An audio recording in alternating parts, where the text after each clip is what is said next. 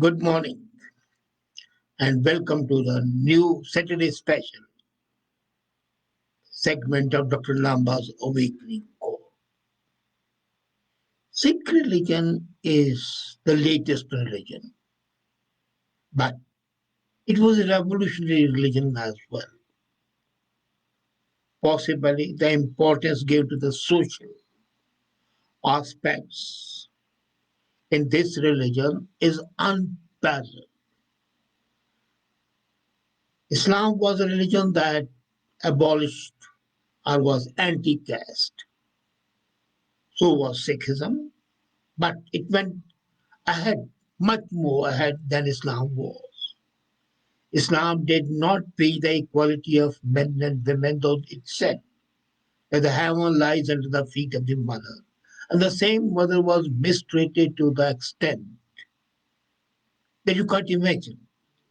As a wife, her condition was horrible. But then, Sikh religion was very clear, and they said that women is the spring from where the kings are born. She creates royalty. So how can she be bad? Then, as far as social system was concerned, she was not considered inferior but at par. And if you look at the Sikh history, you would be amazed that this religion gave so much of importance to women. And we have women in this religion who have iconic capabilities. Some of them have been recognized. And the beauty is that most of the Sikhs are not even aware of the contribution of the Sikh women to the development of Sikh history and Sikh religion. I mean, they are aware when they listen to it. But otherwise, in their normal behavior, they ignore that. As a matter of fact, the first Sikh Guru, Nanak, he laid the foundation of equality between men and women when he said, So kyo manda kiye, nityam mein raja. Why should we talk ill of the women, of the people who give birth to the kings? The woman is born from women and there's none without her. But demonstrating great courage and valor, Sikh women became the backbone of their religion.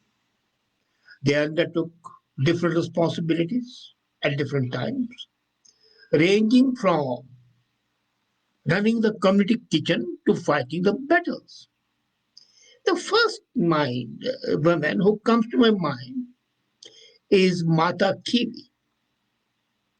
Mata Kiwi.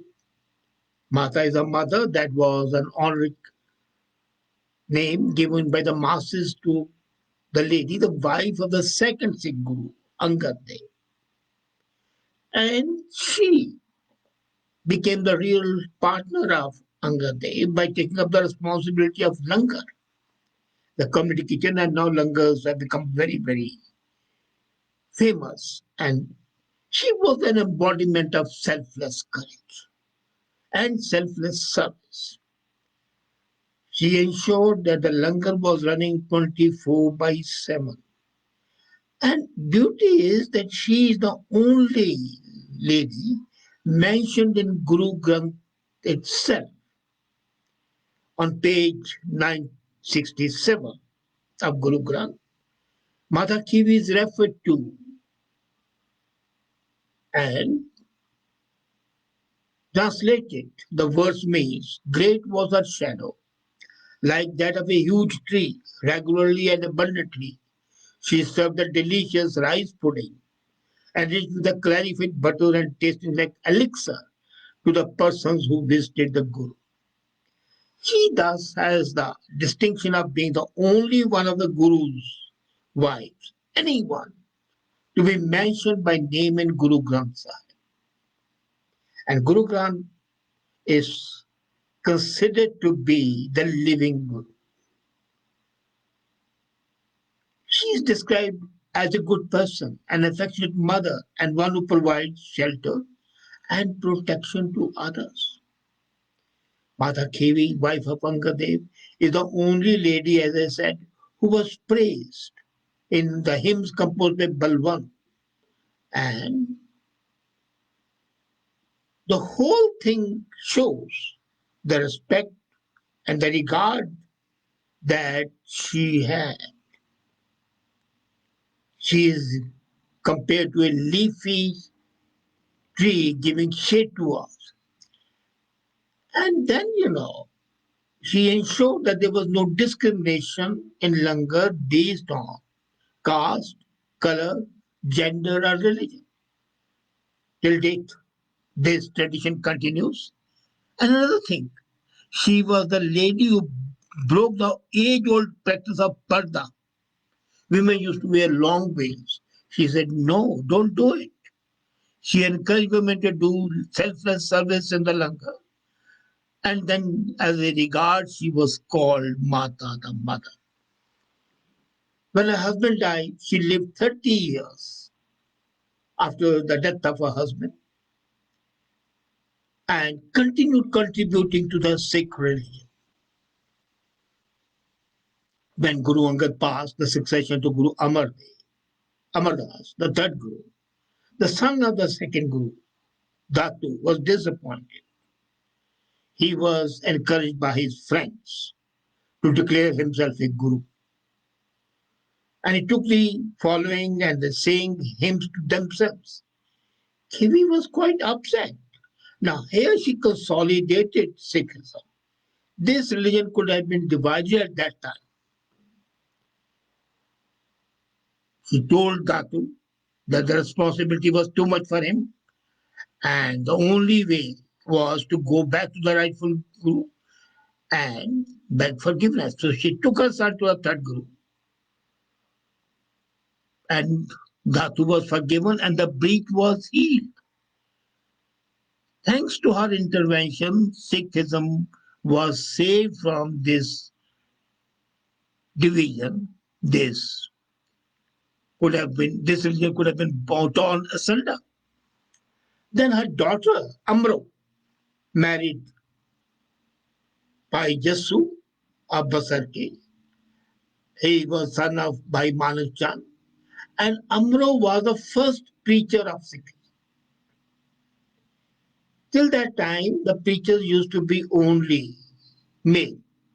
The first female preacher was Bibi Amro, and she transformed the life of Guru Amar Das by introducing him to the teaching she had learned from her father Guru Angad. Amar Das, on her persuasion, organized the teaching of Sikhism into specific districts and jurisdictions and created leadership. They called it Manji because at that time, Manji, the court, used to be the chair of a place of authority. And she was appointed the head of that district, the diocese. Like the Catholic cardinals have their own diocese, the bishops have their diocese. So was these manjis created. This was equivalent to being cardinal in a Catholic church. And she was responsible not only for the quality of preaching, but also for collecting the revenue and making decisions for the welfare of the people living in our disease. So it was a parallel government had been set up. Now, this aspect of Sikhism is practically not known, that the third Guru, Guru Amar Das, set up his own administrative system which had nothing to do with the Mughal Empire.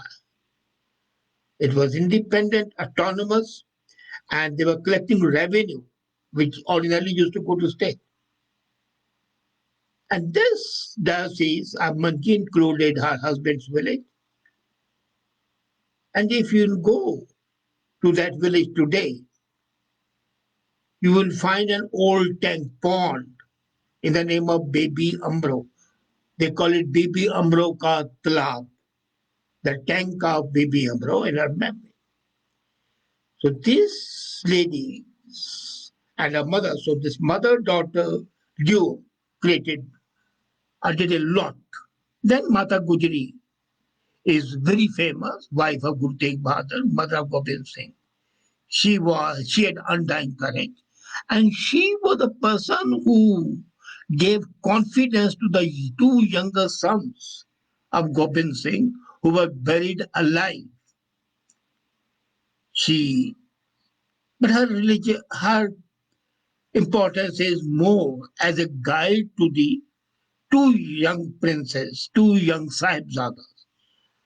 But then she became the first Sikh female martyr in the Sikh history. When the grandsons died, she fainted and she died. So in her memory is a shrine called Gurdwara Mata Gujri. They call it Thanda Buruj, the cold tower in Fatehgarh Sahib. But then the most iconic lady in the Sikh during the life of the Gurus was Mai Bhago, Mata Bhago, disciple of the 10th Sikh Guru, Gobind Singh, born in a Sikh family, a devout Sikh, a great horsewoman, a great fighter. When 46 practically deserted Gobind Singh and came back, she told them that this was undesirable, gave them bangles to wear, and then revived this fighting spirit. And under her leadership, she was the second person who saved Sikhism from being destroyed. First was, as I said earlier, Mata Khibi, who so told herself not to revolt. And this was Mai Bhago who told his deserters to go back and fight. And then, in Mukassar, the fight took place, all the 40 died, but not Mai Bhago. I would compare her to Joan of Arc, exemplary representation of fighting spirit, independence, as well as devotion, bhakti and shakti, devotion and power. But this was not the only time she fought. On another occasion, she learned that Mughal army was chasing Gobind Singh. She dressed like a soldier, bearing a sword, led a military contingent, blocked the path of Gobind Singh. And that was another achievement. And Gobind Singh, on the persuasion and the fight shown by these people, forgave those deserters. He was an exemplary disciple and was a role model for women, fraternity of the religion. Some historians also mention the tradition of women wearing a turban was initiated by Mai Bhago. Now you could say many people. My father was very close to Bhai Veer Singh, the Sikh writer and theologian. And once I was a child, I heard him call her Dhruv Tara, the pole star of Sikhs, who guides the lost travelers. She's a source of inspiration to the community. Then there is a lady called Mata Sundri, 1660 to 1747. She courageously provided the much leadership. After the death of her husband Gobind Singh, she was the wife of Gobind Singh. She helped maintain the Gurdwaras and sanctity of Guru Granth Sahib. And under her rule, Sikhism was able to sustain itself and flourish for 40 years. She was the person who completed the unfinished work of 10th Guru. She faced all the misfortunes. She was a mother but did not hesitate to disown her own adopted son when he became power hungry. The compound of Gurdwara Bala Sahib in New Delhi has her memorial. Unfortunately, the mainstream Sikh history did not accord this leadership role to Mata Sundri, then only keeps her the role of mothering of fearless sons. It was not that. She was a great organizer, great leader. Then the spiritual mother was Sahib Kaur, the second wife of Gobind Singh. She was the person who was dedicated to the Singpan, and she was the lady who added sugar to the baptismal water, Amrit, nectar of initiation. When Sikhs are converted to Khalsa, they are initiated. This is the process of baptism into Khalsa. and she is rightly called the mother of Khalsa. So that was during the times of the Gurus. But then their contribution did not end there. Sada Kaur, a great military mastermind belonging to the ruling family of one of the missions, Kanhaiya mission, she had 8,000 cavalry under her charge. She was poised and a strategic leader, and she saw the capability of Ranjit Singh, who was her son-in-law, and she was a master strategist of Ranjit Singh. I wrote an article at one time that Sada Kaur's contribution to the establishment of Sikh Empire in Punjab has not been recognized the way it should have been. She was like Chanakya to Chandragupta Maurya. She was a combination of Chanakya, Machiavelli, minus evil designs, and Sun Tzu. Basically, she was the person who led armies into battle and negotiated at the diplomatic tables. Ranjit Singh would not take any decision without her time, without her advice. And to achieve this, she was sitting right by his side, even in negotiations. So Ranjit Singh became a Maharaja thanks to her, and she became a regent of Punjab. Then there is a rebel queen, Maharani Jind Kaur, though her role in the beginning was bad. Let me be very frank with you. She practically was responsible because she invited the Britishers. So she was a traitor. But then, after she had been defeated, she went to England. She tried to revive the Sikh dynasty. Of course, it was too late. She managed to escape the prison by disguising herself as a servant, reached Nepal, eventually reached England to be reunited with Dilip Singh. But she failed. The first steps, the first action in inviting Sikhs was the undoing. But then her daughter, Princess Sophia Dilip Singh, who died in 1948, granddaughter of Maharaja Ranjit Singh, the last king, goddaughter of Queen Victoria, was again a great performer, president of the Committee of Suffragette Fellowship. The women, if you talk of the women lived, she was the person who gave life and to the concept of women lived. She demanded right to the vote at that time when women in Europe were considered no better than just decoration pieces. And as president of the Suffragette Fellowship, she was very aggressive, even involved in a riot in November 1910 when she led a march to parliament. So these women are iconic women. I'm not talking of Satwan Kaur or Sundari, the heroines of Bhai Singh, but I'm talking of those figures who made Sikh religion a pulsating religion, a religion of the masses, and a religion essentially based on ethical values. Agreed. These women, iconic women as they were able to mold this religion into a finest piece of dedication, service, diplomacy, and administration. Just imagine establishing your own administrative system right under the nose of the Mughal Empire, collecting revenues as if you are independent kings. That's just one example. And unfortunately, these iconic women have not been recognized and have not been given their due, which should have been given.